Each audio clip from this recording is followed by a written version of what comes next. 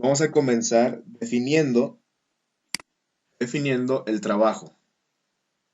El trabajo es una magnitud escalar, fíjate bien, que como veremos, da la cantidad de energía cinética transferida por una fuerza.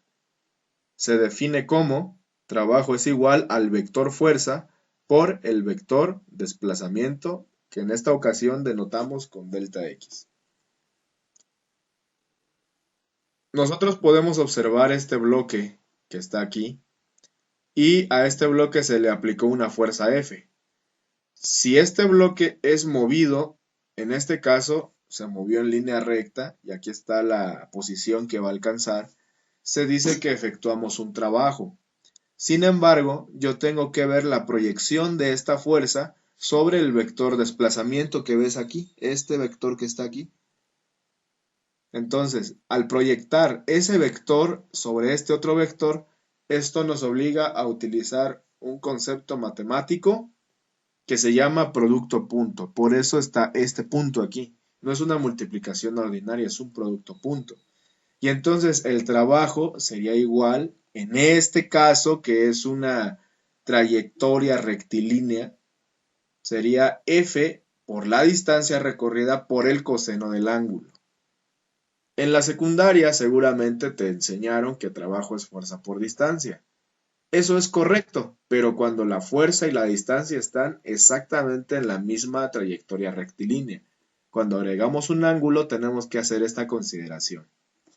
Entonces, el trabajo es la transferencia de energía de una entidad hacia otra a través de la acción de una fuerza aplicada sobre una distancia. Si va a realizarse trabajo, el punto de aplicación de la fuerza debe moverse. Ahora, de la definición que acabamos de hacer para el trabajo, se deduce lo siguiente. Muy importante. El trabajo de una fuerza perpendicular a la trayectoria de una partícula es nulo, ya que F y en este caso el vector delta R, que sería el vector de desplazamiento, son perpendiculares y su producto escalar es nulo.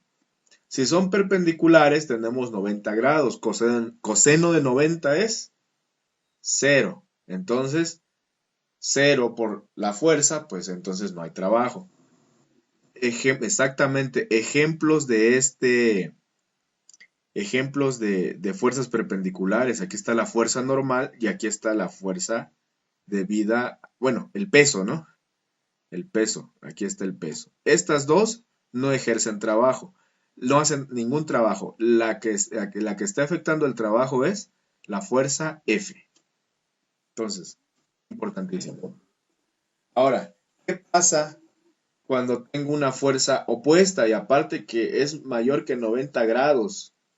Cuando el ángulo que forman los vectores F y dr es mayor que 90 grados, el trabajo es negativo.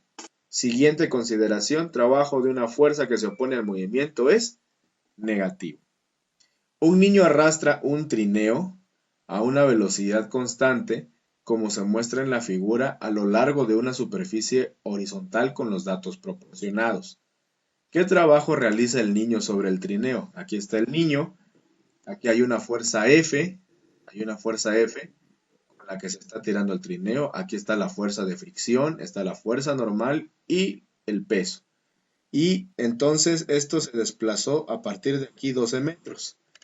La masa del trineo es 5.6 kilogramos, la distancia recorrida es 12 metros, el ángulo entre la horizontal y la fuerza es 45 grados, el coeficiente de fricción es 20 grados y el problema nos dice que es un problema de velocidad constante.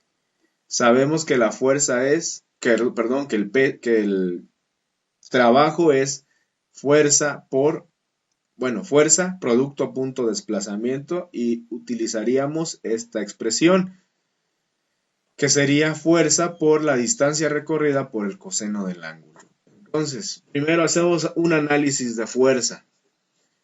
En el eje X tendríamos a f de x, a f sub x, perdón, la componente x de la fuerza menos la fuerza de fricción igual a 0.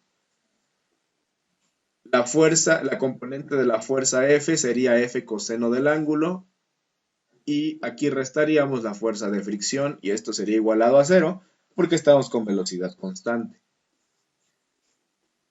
La fuerza de fricción es igual a coeficiente de fricción cinético mu sub k por la normal, entonces la expresión nos queda F coseno del ángulo menos mu sub k por la normal igual a 0. Y a esa expresión la vamos a llamar 1.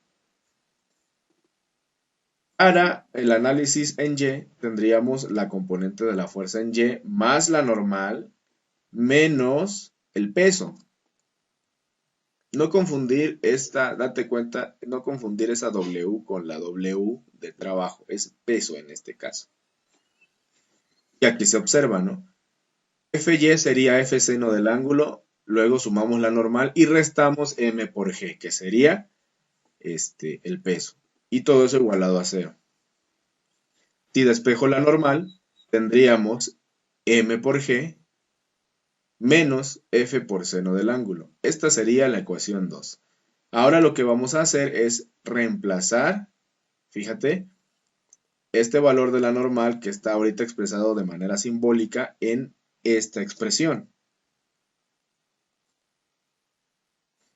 Sustituyendo 2 en 1, pues la expresión nos quedaría, fíjense, F coseno del ángulo menos mu sub k por mg menos F por seno del ángulo, y todo eso igual a 0.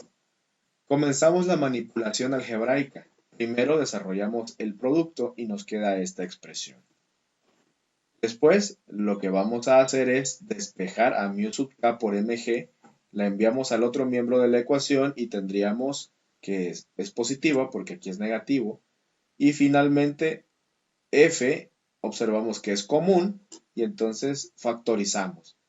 Y quedaría la expresión f por coseno de teta más mu sub k por seno de teta. Empezamos a hacer la manipulación algebraica de esto, ¿no? Ahora, como deseamos encontrar f, despejamos a f y tenemos que la expresión es mu sub k por m por g sobre coseno de teta más mu sub k por seno de teta. Esto es igual a esto, a fuerzas en newtons. Obviamente aquí hicimos las sustituciones pertinentes, ¿no? Y encontramos esto. Ahora, este valor es el valor de la fuerza neta. Y para calcular el trabajo necesitamos, evidentemente, la fuerza neta. Por lo tanto, el trabajo es igual a F por D por coseno del ángulo. Y sería 12.93 por 12 por coseno de 45, que es el dato que nos daba. Y el trabajo realizado por este niño sobre el trineo fue de 109.76 joules.